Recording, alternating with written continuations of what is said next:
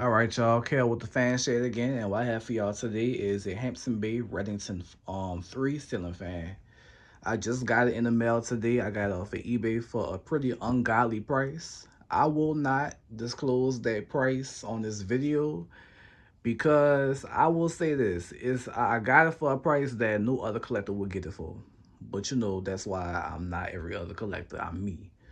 But anyway, um I've been looking for these for quite a long time, and I've gotten very close to getting one, but some BS will always happen that will stop me from getting it. So this time I wasn't gonna let the price stop me from getting it. Here's the box. I'm gonna show you all the manual and stuff when I'm done with the demo. Here's the 7-way remote. We got the light button, your speeds, your off and your reverse. So without any further ado, let's start with the light.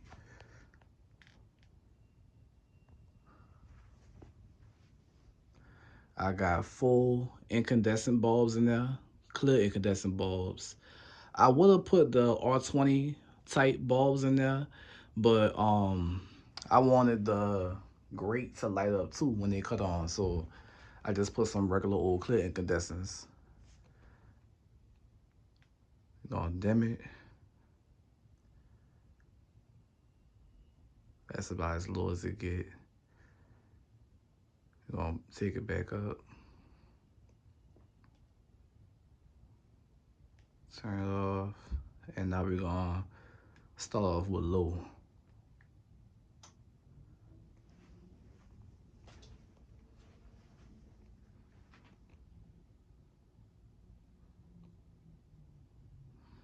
So this is the third generation of the Redington.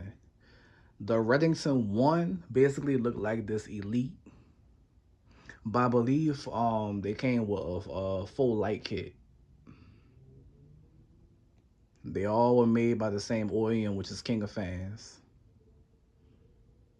Then the Redington 2 basically is the same thing as this, but instead of the blaze reverse to rosewood, they reversed to white. At least that was for the earlier ones. And then the other finishes they came in was white and brass, all polished brass, and antique brass. And I believe all white too. Every other finish that was besides the brush steel finish came with a full light kit with crystal glass.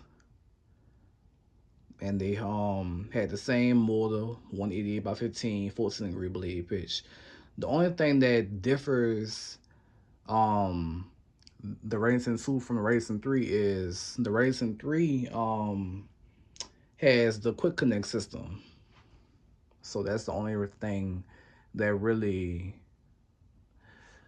makes them different. Let's take it up to medium.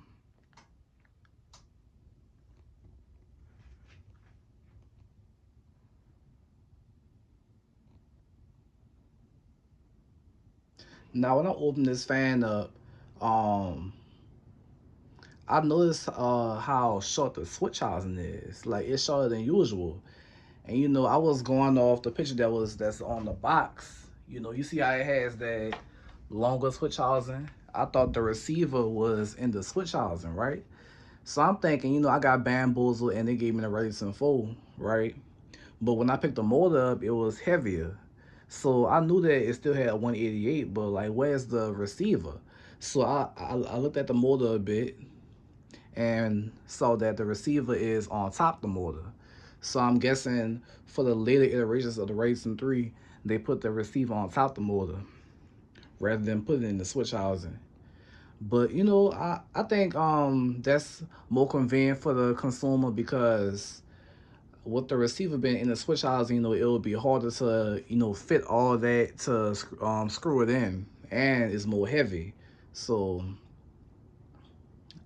that was a pretty smart move.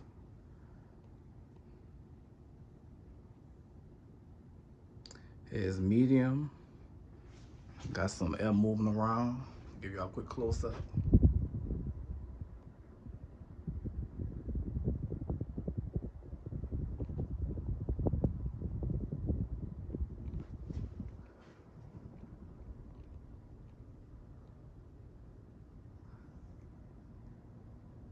let's go to high.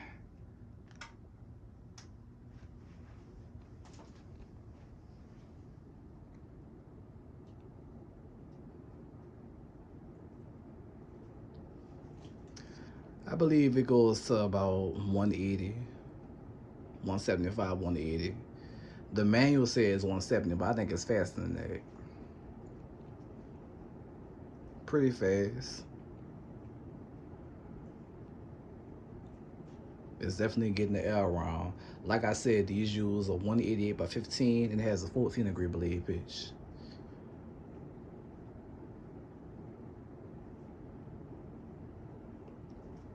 Now I don't know. I think these got discontinued by maybe 2005 or six because the Redington Fold came out in '04 and these sold simultaneously up until the Redington Fold completely took over. I don't know if y'all saw the '05 catalog, but both the 3 and the 4 was in the catalog. And the Fold, the Redington Fold, that what differs that from this is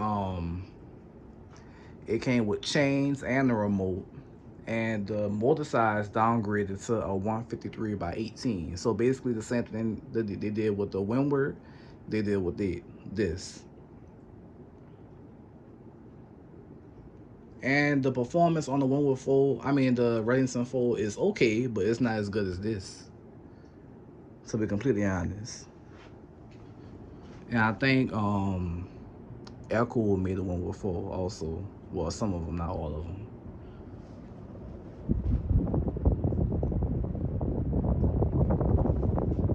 Like I said, pretty good air mover. It's on par with the camera. It's basically, it basically got the same specs. It's just, you know, it got a different design and it's remote controlled.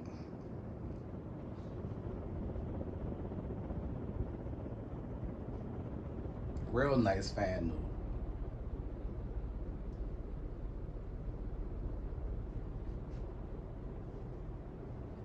When I first put this up, one of the brackets was bent upward, causing a wobble. So I had to bend that down, and it still had a wobble. So I had to go ahead and use the balancing kit.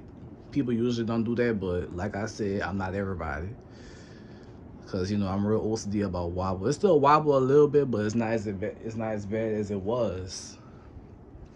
Let's cut the light on.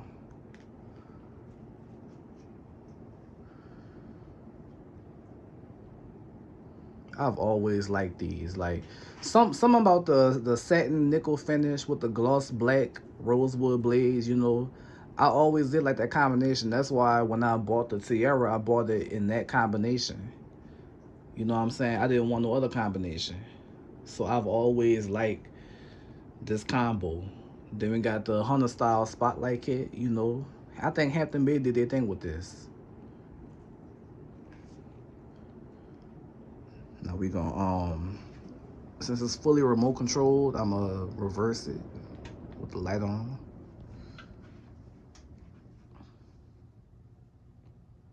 Completely silent, so no bearing noise, no hum, just air.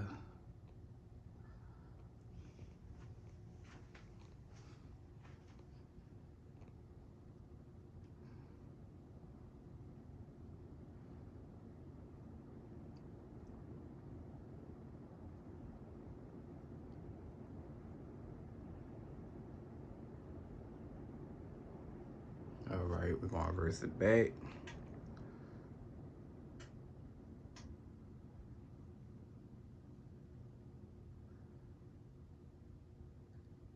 Off, light off. Sometimes you gotta bring the remote close for it to cooperate. All right, so now I'm about to go show y'all the box and stuff.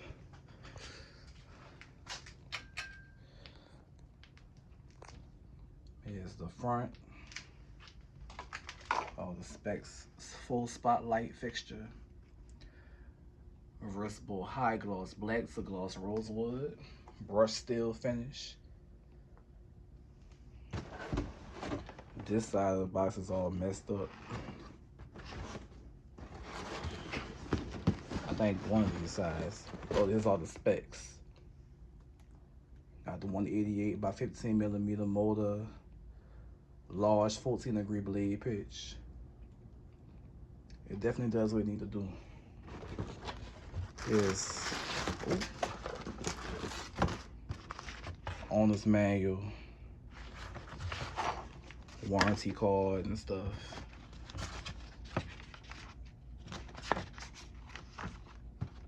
Yeah, all this.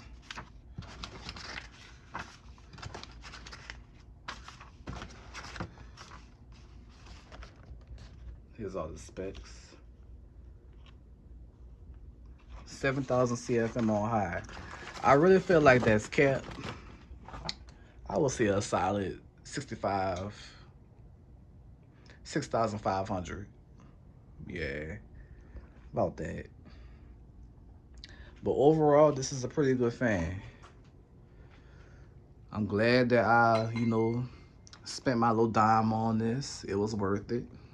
And now I can finally say that I have another childhood long time want in my collection. So once again, this is a Hampton Bay Redington 3 in the brush steel finish. And it's dated March of 2003. I hope y'all enjoyed this video and stay tuned for more.